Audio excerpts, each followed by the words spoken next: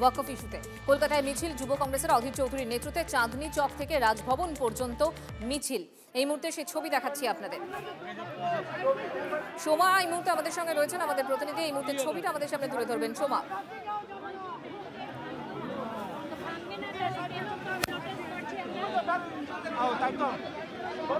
কয়েকজন যাবে, ডেপুটেশন দেবে রাজভবনে, ঠিক আছে?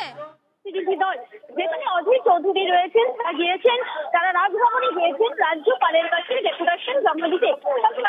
তারা একটা অভিযোগই করছে যে এই যে ওয়াকফ সম্পত্তি, সেটা কোনোভাবে লুট করা চলবে না, এবং তার সে কিন্তু একেবারে পরিষ্কার বলছে যে বিজেপি এই সম্পত্তি লুট করতে চাইছে, এবং এটাও তিনি বলছেন মমতা বন্দ্যোপাধ্যায় তিনি বিচারিতা করছেন।